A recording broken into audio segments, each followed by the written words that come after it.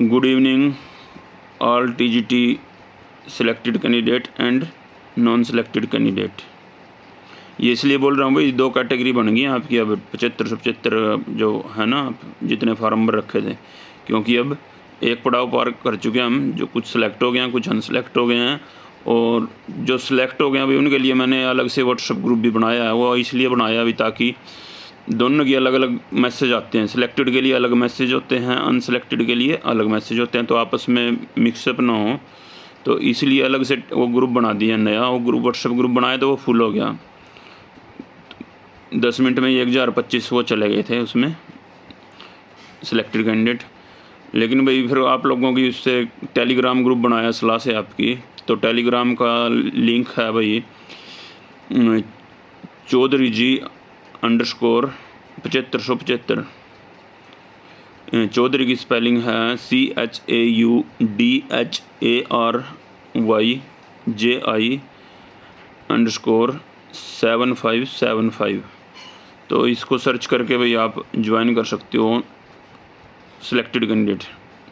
Non selected भी कर सकते हो, लेकिन भाई आप वो करना, मैसेज अवॉइड करना, क्योंकि वो उनके लिए ही है। उनकी ज्वाइनिंग से रिलेटेड आगे की फ्यूचर की बातें जो भी होंगी उसमें की जाएंगी। जब आप सिलेक्टेड हो जाएंगे, मान लो जो कुछ थोड़े बहुत इशूज हैं वो हो जाएंगे, तो आप भी आ जाना, शामिल हो जाना, कोई बात नहीं। पंजाबी वाले भी हो सकते हैं भाई, पंजाबी वालों को भी, उनकी भी आने वाली है सिलेक्शन लिस्ट, इसी वीक आ जाएगी। तो आज का विषय रहेगा भाई, इसमें एक तो पोर्टल कब ओपन होगा, दूसरा एक्सपीरियंस के बारे में पूछ रहे हैं कैंडिडेट, उसके बारे में बताएंगे, तीसरा BCA BCB कैंडिडेट के बारे में, अच्छा फीमेल रिजर्वेशन के बारे में, और भाई ये वेटिंग का चल रहा है जो, ये सेकंड लिस्ट का चल रहा है सबसे बड़ा आप में अनसेलेक्टेड में, इसके बारे में बताएंगे। तो सबसे पहले अभी पोर्टल कब खुलेगा स्कूल प्रेफरेंस का, तो सबसे पहले बताना देना चाहता हूँ मैं भी, आपकी ज्वाइनिंग हो चुकी है DSC में, आप इसके शिक्षा विभाग के कर्मचारी बन चुके हो, आपकी सैलरी स्टार्ट हो गई है। उसके बाद भाई आपका पोर्टल, जो हमें सूचना मिली है हमारे सोर्सेज से, तो आज आपका पोर्टल आज भी ओपन हो सकता है और कल भी हो सकता है, दोनों दिन में से हो जाएगा, या तो आज हो जाएगा या कल हो जाएगा। ठीक, तो अपने डॉक्यूमेंट्स रेडी रखें, जो कॉपी हमने वहाँ DSC में जमा कराई थी वही सेम डॉक्यूमेंट्स यहाँ जमा होंगे DW ऑफिस में। 3 सेट बना के रखें, और जो कुछ एप्लीकेशन लगानी होगी मैं शेयर कर दूँगा आपके पास, वो प्रिंट करा लेना, एप्लीकेशन रेडी कर लेना। और मेडिकल आपका कंसर्न डिस्ट्रिक्ट में होगा, जहाँ पर आपको स्कूल अलॉट होगा जिस डिस्ट्रिक्ट में, तो उसकी प्रोसेस चलो नेक्स्ट उसमें बता देंगे। ठीक है, ये आप रेडी रखना। दूसरा भाई एक्सपीरियंस वाले केस में, एक्सपीरियंस वाले केस की है 6 अगस्त। तो पिछली डेट में भी देखा था हमने, सरकारी एडवोकेट अपना पक्ष सही नहीं रख पाया था। वो मुद्दा तो ये था कि ये केस डिसमिस कराना है, भाई एक्सपीरियंस वाला केस ख़त्म हो गया, क्योंकि उसमें जो क्राइटेरिया था, सोशियोइकोनॉमिक क्राइटेरिया, वो ख़त्म हो गया था, प्लस उसमें एक्सपीरियंस मार्क्स का भी मेंशन था कि वो भी कोर्ट ने इनवैलिड कर दिए, डिवीज़न बेंच ने और सुप्रीम कोर्ट ने। लेकिन वो उस दिन गवर्नमेंट एडवोकेट वो पक्ष नहीं रख पाए और रास्ते से भटक गए थे। गवर्नमेंट और प्राइवेट स्कूल के एक्सपीरियंस पे मुद्दा हो गया था, उसको क्यों नहीं कर रहे, उसको क्यों नहीं कर रहे, जबकि डिसमिस कराना था। तो इस बात को देखते हुए भाई हमने सोचा भाई हम गवर्नमेंट के भरोसे ना रहें, हम गवर्नमेंट एडवोकेट के, भाई उनको क्या फ़र्क पड़ता, वो नहीं तैयारी करके आते, डेट लगे ना लगे कुछ भी, इतना जो मेरा मानना है भाई, हम अपना कैंडिडेट, हमारा वकील ज़्यादा परवाह करेगा, उनको क्या, उनको तो उसमें हाजिरी लगानी कोर्ट में। और यदि फंस रहे हैं तो कैंडिडेट, आपने देखा भी होगा पीछे स्टेटमेंट दे आते थे, इस भर्ती नहीं करेंगे, लटकी रहती थी। तो इसलिए थर्ड पार्टी बनने का ये फ़ायदा है भाई, हम अपनी बात खुद रख सकते हैं, किसी दूसरे के भरोसे ना रहें। तो उस बात को देखते हुए, लास्ट डेट को देखते हुए, हम भाई इसमें भी थर्ड पार्टी बन गए हैं भाई। ये केस हमारी भर्ती में आगे बाधा ना आए, हम अपनी भर्ती का पैरा भी देना है भाई, हमने भर्ती करा तो ली, अब उसका पैरा भी देना है, अदर केसेस से अलर्ट है बिल्कुल हम हर एक केस के बारे में। तो इसमें थर्ड पार्टी बन गए, हमारा सार्थक गुप्ता एडवोकेट हो गया, और इसमें 6 तारीख को एक्सपीरियंस वाले केस में हमारी सिलेक्टेड कैंडिडेट की तरफ से वो लड़ेंगे, डिसमिस कराने की कोशिश करेंगे। क्योंकि उसमें बहुत सारे केस कैंडिडेट वो हैं एडवोकेट, और गवर्नमेंट एडवोकेट अकेला पड़ जाता है तो हमारा भी जाएगा भाई। ठीक है, तो निश्चिंत रहे, कोशिश करेंगे डिसमिस कराने की, और लेकिन इन फ्यूचर के बारे में कुछ नहीं कहा जा सकता क्या होगा उस केस में। नेक्स्ट है आपका भाई BCA और BCB वाले भाई कह रहे हैं अभी क्या करें, भर्ती बोर्ड जा रहे हैं। तो मैंने आपको पहले भी कहा था भाई एप्लीकेशन दे दीजिए आप, लेकिन साथ में मैंने ये भी कहा था भाई आपकी एप्लीकेशन पे सुनवाई नहीं होएगी, क्योंकि गवर्नमेंट नहीं मानेगी भर्ती बोर्ड, क्योंकि वो तो जो एडवर्टाइजमेंट कंडीशन है उन्हीं के हिसाब से चलेगी। तो मैंने बोला था आपको भाई आपका कोर्ट ही आपको न्याय दिला सकती है, या जो भी कुछ है मतलब न्याय अन्याय जो भी कुछ हो रहा है वो तो कोर्ट में ही होगा आपका, आपके कहने से नहीं होगा, आपके कहने से नहीं सुनेगा भर्ती बोर्ड। और भाई आप लोग चले भी गए हैं कोर्ट में, पता लगा मेरे को, मेरे से पहले ही चले गए थे उससे, और आपकी सुनवाई हो भी रही है, और गवर्नमेंट ने भर्ती बोर्ड ने पक्ष भी रखा है भाई, हमने तो इनको मौका दिया था जो भी है, लेकिन कोर्ट स्टूडेंट के फेवर में लग रही है जो मुझे सुनने में आया। शायद उनको कंसिडर भी करवाने की कुछ इंटरिम लिफ्ट भी दी है। तो ठीक है, BCA BCB वाले भाई भर्ती बोर्ड में आप ना जाएं अप्रोच लेके, आपका उसमें सिफारिश वहीं होएगी। ठीक, कोर्ट ही डिसाइड करेगा अब। तो नेक्स्ट है भाई वेटिंग, जो नॉन सिलेक्टेड कैंडिडेट का सबसे बड़ा मुद्दा है। वेटिंग 10% है एक, तो भी 10% को बढ़ाकर 20-30% कर दिया जाए, या एक वो चल रही है मेन खास डिमांड चल रही है आपकी कि सेकंड सिलेक्शन लिस्ट लगा दी जाए। तो भाई इसके लिए आपको देना चाहता हूँ, जो रूल है भर्ती बोर्ड का वो है 10% वेटिंग, ना तो कोई सेकंड सिलेक्शन लिस्ट का रूल है ना इसका 10% से ऊपर का। यदि 10% से ऊपर करानी है तो उसके लिए विधानसभा में इसका संशोधन करना पड़ेगा, उसमें टाइम लग जाता है।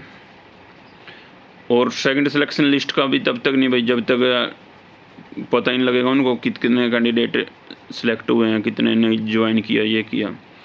सेकंड सिलेक्शन लिस्ट का प्रावधान नहीं है। तो इसके लिए भी आप पूछ रहे थे क्या करना चाहिए, तो मैं सलाह देता हूँ भी भर्ती बोर्ड में आप इस बात के लिए मत जाओ, बिल्कुल भी वहाँ कोई समाधान नहीं है आपका, क्योंकि इस बात से भर्ती बोर्ड को कोई लेना देना नहीं है कि आप कितने ज्वाइन किए कितने नहीं किए। इस बात का लेना देना है सरकार को, हरियाणा सरकार को और शिक्षा विभाग को, कि आपको कितने टीचर आपने मांगे थे भर्ती बोर्ड से और हमें कितने टीचर अवेलेबल हो पाए हैं। ठीक है ना, भर्ती बोर्ड इसमें आपका कुछ नहीं पक्ष रखेगा स्कूल खाली है क्या है, वो तो एक रिक्रूटमेंट एजेंसी है। तो शिक्षा विभाग को जब भी जरूरत लगेगी हाँ हमारी इतनी पोस्ट खाली रह गई हैं, या सरकार को लगेगी, तो वो प्रेशर डालेगी भर्ती बोर्ड पे कि आप ऐसा करो, ऐसे रिजल्ट निकाल लो, हमारी सेकंड सिलेक्शन लिस्ट निकाल लो, या वेटिंग ज़्यादा बढ़ा कर दो ताकि जल्दी से जल्दी ज़्यादा से ज़्यादा लोग आए। तो इसलिए भर्ती बोर्ड में आपको जाने की ज़रूरत नहीं है बिल्कुल भी। इसके लिए आप जाओ DSC शिक्षा विभाग पर, आपको रिक्वेस्ट करनी पड़ेगी, या जो भी प्रेशर बनाना पड़ेगा, सरकार से रिक्वेस्ट करनी या प्रेशर बनाना पड़ेगा, जो भी कुछ करना है तो सरकार करेगी या शिक्षा विभाग करेगा। ठीक है, ये बात क्लियर बता देना चाहता हूँ आपको। भर्ती बोर्ड में जाने का टाइम वेस्ट करने का कोई फ़ायदा नहीं है इस बात के लिए। और जितने आप लोग ज़्यादा से ज़्यादा जाओगे भाई, वो आप देखो अपना क्या करना है, किस तरीके से आप गवर्नमेंट को मना सकते हो, लेकिन आपको मनाना पड़ेगा, यही आपके पास हथियार है, क्योंकि जल्दी ज्वाइनिंग लेने का यही तरीका है। नहीं तो वेटिंग लिस्ट लंबी लंबी पेंडिंग पड़ी रहती हैं। लेकिन यदि आप लोग रिक्वेस्ट करोगे या मनाओगे सरकार को किसी न किसी भी तरीके से, तो आपका काम सरकार करेगी भाई। ये उसमें रूल में कुछ संशोधित करना पड़ गया या कुछ भी करना या कोई भी तरीका निकालना पड़ेगा तो सरकार निकाल लेगी, यानी कि CM सैनी साहब निकाल लेंगे, भारत भूषण भारती जी हैं उनसे मिलो, खुल्लर सर से मिलो, मनोहर लाल खट्टर जी से मिलो, भाई इनसे मिल सकते हो आप, यहाँ आपके समाधान होंगे। MLA मिनिस्टर जो भी हैं, मतलब सरकार से होएगा।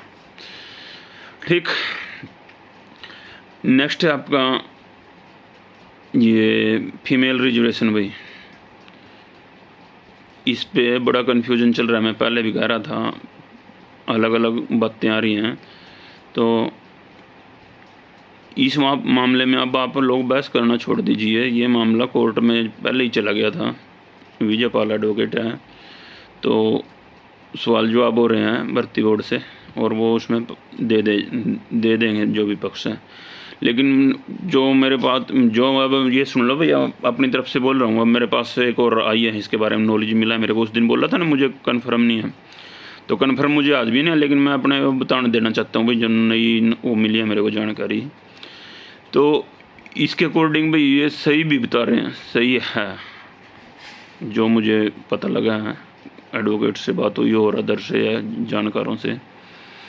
इसमें भाई फार्मूला ये अपनाया है, मान लो एग्जाम्पल के थ्रू बता देता हूँ आपको कि 33% रिजर्वेशन का मतलब है कि फीमेल की भागीदारी करनी है हमने। कहीं भी कोई भी काम में लगाया हमने, मान लो कोई 10 जने कैंडिडेट बुलाए, भाई उनमें 3 फीमेल होनी चाहिए, फीमेल की भागीदारी हो उस काम में, कि फ़ीमेल ज़रूर रखनी है। 3% बेसिक 33% रखो, जितनी ज़्यादा होगी तो बढ़िया है, लेकिन 33% तो कम से कम होनी ही चाहिए उस काम में। अब ये देखो एग्जांपल देता हूँ आपको कि वो 33% कौन लेनी। मान लो मेरा घर है भाई, मेरे घर के आगे मैंने अपने घर के अंदर एंट्री करानी है, ठीक है। जनरल घर है मेरा, जनरल कैटेगरी का, और उसमें सभी आ सकते हैं जनरल की, जो बिना रिजर्वेशन के जो सीटें हैं। तो मेरे घर में भाई वो 10 कैंडिडेट लेने हैं मुझे जनरल में। तो मैंने अपने घर के आगे भाई लाइन में खड़े कर दिए 10 लोग, 15 कर दिए, 20 कर दिए चलो। तो मैंने क्या किया भाई, मेरिट के हिसाब से खड़े कर दिए सारे, जो फर्स्ट रैंक का, सेकंड का, थर्ड का, फोर्थ का। मान लो जो फर्स्ट रैंक का है वो किसी लड़की का है, उसके हैं 100% मार्क्स, 100 में से 100। और 5वें स्थान पर खड़ी है कोई 90% की,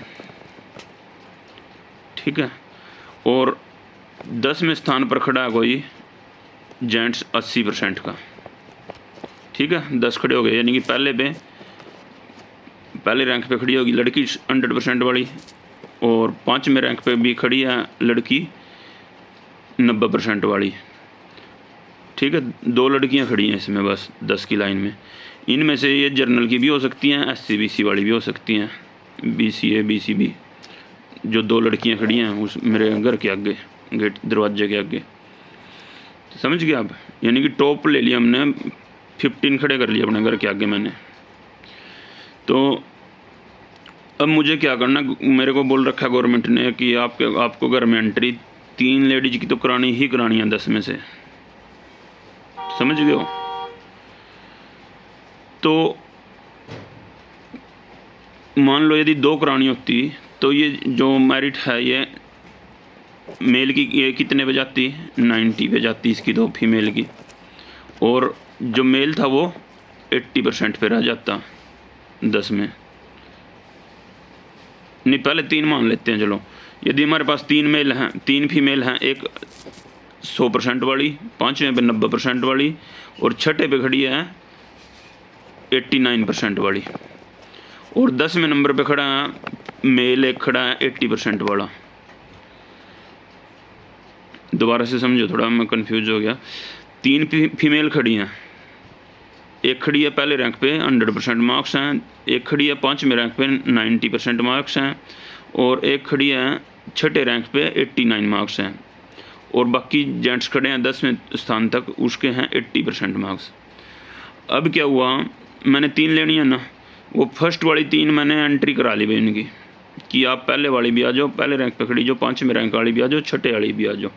वो मैंने एक साइड बुला ली, अपने घर में एंट्री करा ली उनकी। यानी कि उनकी मेरिट कितनी चली गई फीमेल की, 3 होगी ना, एक 100 वाली, एक 90 वाली और एक 89 वाली। कितनी चली गई मेरिट, 89। तो मैंने कंडीशन पूरी कर दी गवर्नमेंट की कि 3 चाहिए थी मेरे को, और 3 आ गई, और तीसरी की जो मेरिट है ना 89% है। अब उसी 10 में खड़े हैं मेल भी, ठीक।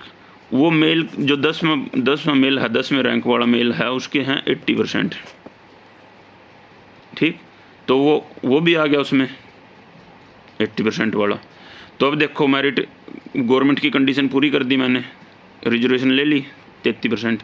अब देखो मेरिट कहाँ गई, मेल की आई 80% पर कट ऑफ, और फीमेल आई वो 89%। आ गई ना फीमेल की ज़्यादा और मेल की कम आ गई, क्योंकि मेल नीचे खड़ा था 10वें नंबर वाला, कम है उसके।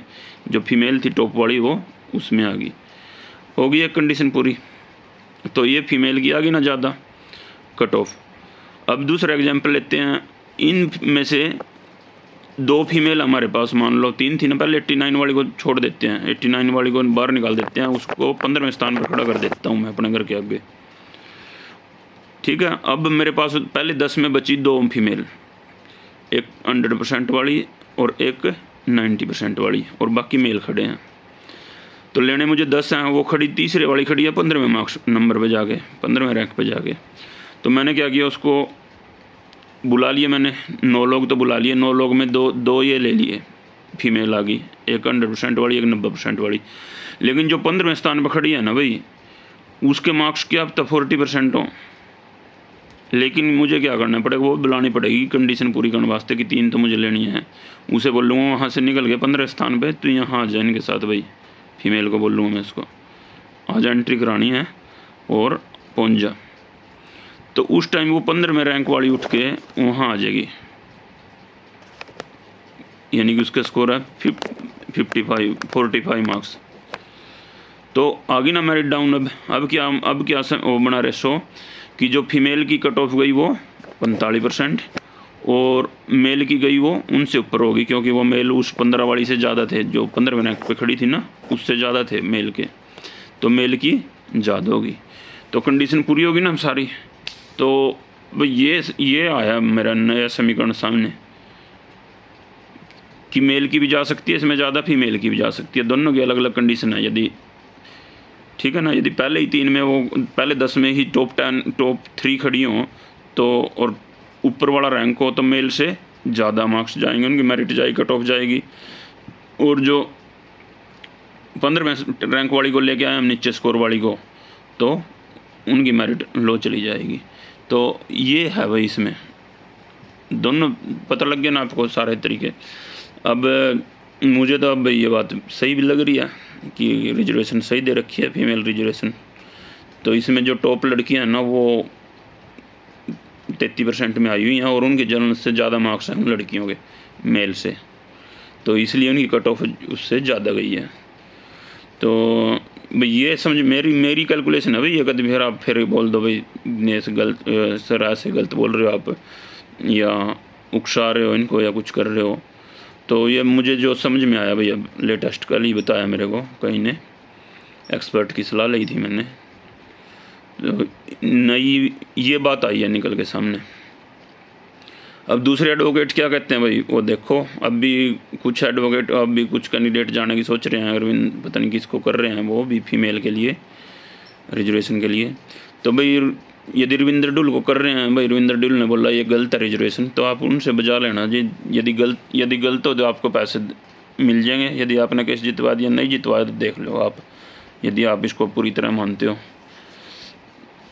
पहले ही देखो करके। नहीं वो जी ठीक है, अपना इतना यकीन है ना पक्का कि गलत है, तो ठीक है हम आपको लाख रुपये भी देंगे, 2 लाख भी देंगे, लेकिन जितवाओगे साहब। कई बार भाई मैंने बताया था ना वकीलों को भाई जाड़ में फंसाएंगे रिजल्ट के बाद आपको।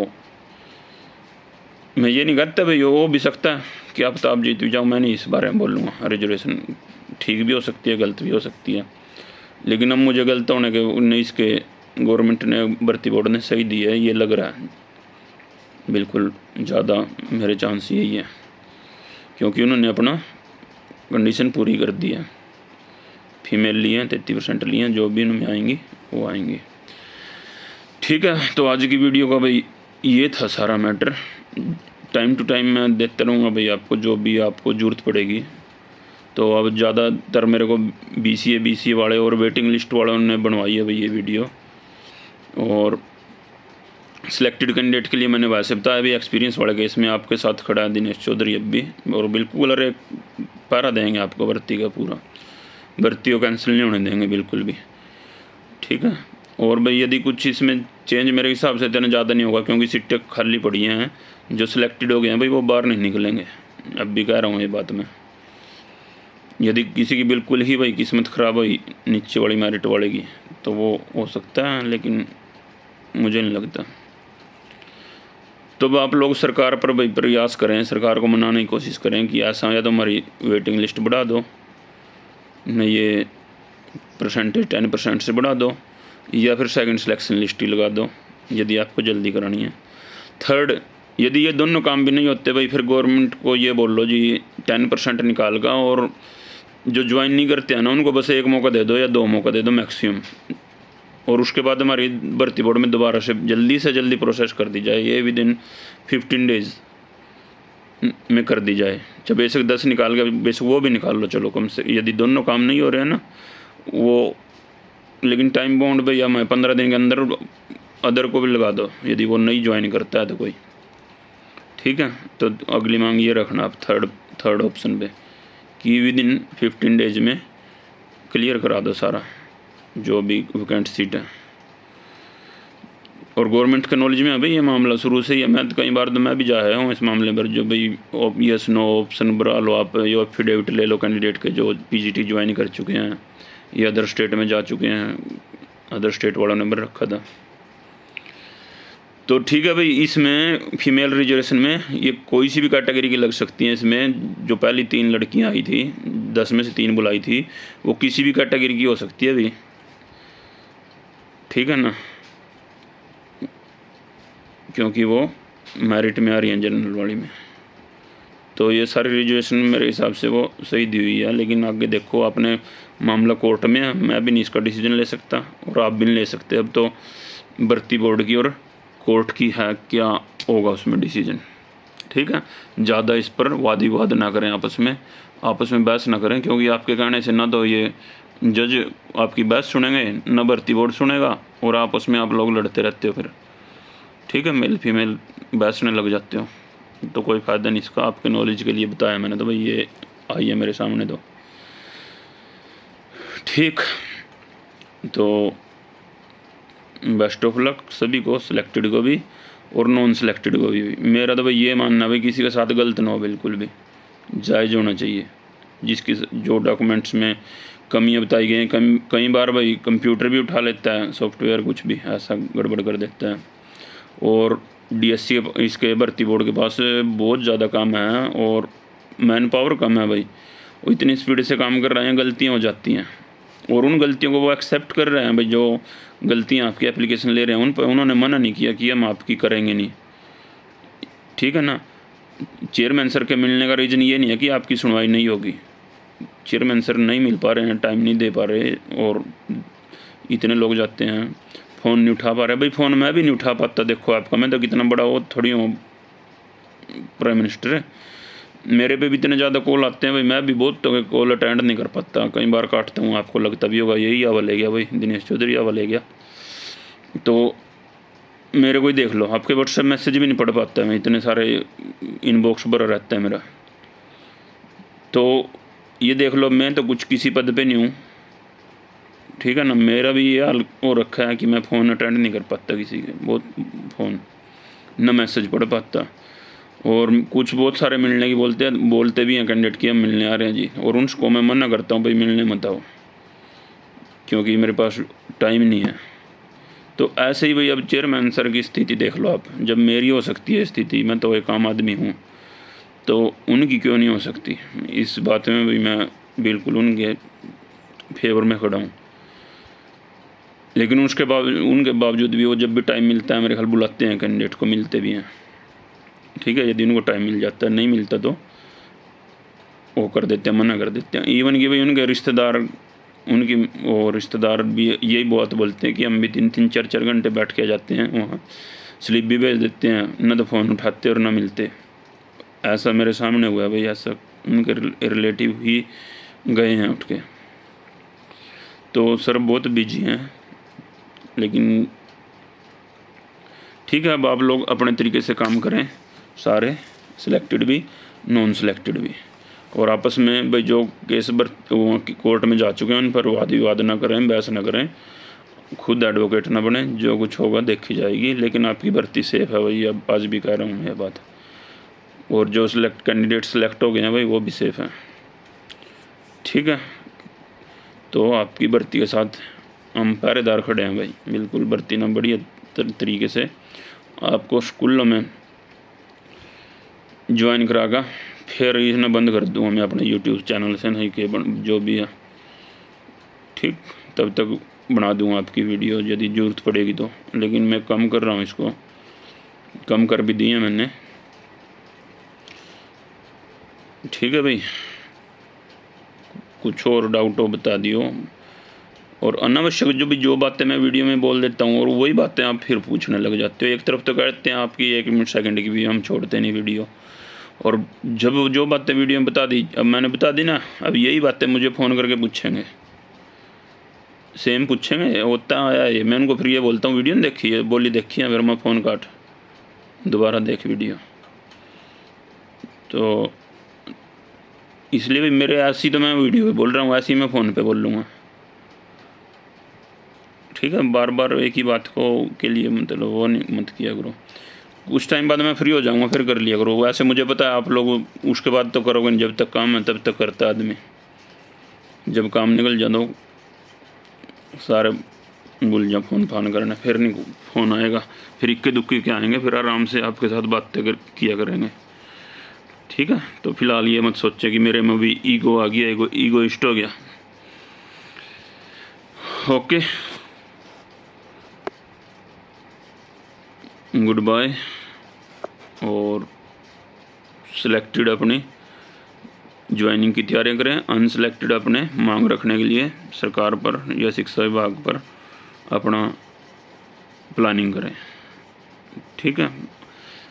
अपना एक मेन तो तभी अपना एक कोई लीडर चुन लो अपना, हाँ, जो आपकी बात को सरकार के सामने रख सके। कोई टीम बना लो अनसिलेक्टेड हैं जो, एक आप अलग अलग सब्जेक्ट में बिखरे पड़े हो भाई, सब ने अनसिलेक्टेड ने अलग अलग सब्जेक्ट का बनाया है, लेकिन आप एक सब्जेक्ट का बनाओ, कॉमन मुद्दा आपका ये जो आपका वेटिंग लिस्ट जारी कराने का और सेकंड सिलेक्शन लिस्ट का मुद्दा है, ये कॉमन मुद्दा है, अलग अलग सब्जेक्ट का मुद्दा नहीं है,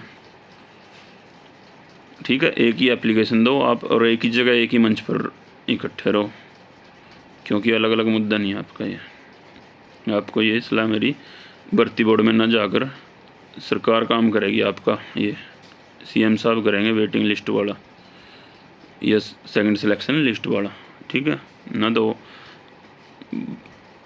हिम्मत सर बिल्कुल भी इस मामले में वो कुछ नहीं कर सकते आपका, क्योंकि उनके ऊपर जो शिक्षा विभाग ने दे रखा है, जो सरकार ने बना के दे रखा है फॉर्मेट और उनका नियम है, उस पर चलेंगे वो तो, ठीक है। तो ओके, गुड बाय। और भाई देखो, मैं भी एक हूँ बोलने में कई बार मन के भाव और कुछ होते हैं, मीनिंग कुछ और निकल जाता है बातों का, तो मेरे लिए सब बराबर है भाई, बिल्कुल। मैं तो ये चाहता हूँ फिर भर्ती हो, किसी के साथ अन्याय ना हो भाई, इनजस्टिस ना हो, कोई एलिजिबल ना रह जाए, ठीक है। धन्यवाद। जितना मेरे नॉलेज में थी भाई वो बातें मैंने बताई आपको। वैसे आज तक फ्यूचर का मुझे पता नहीं, 8% का बता रहा हूँ मैं तो भाई, ये बात है। अब पोर्टल आपका आज खुलो या कल खुलो, वो देखते हैं भाई, ठीक है। Good bye.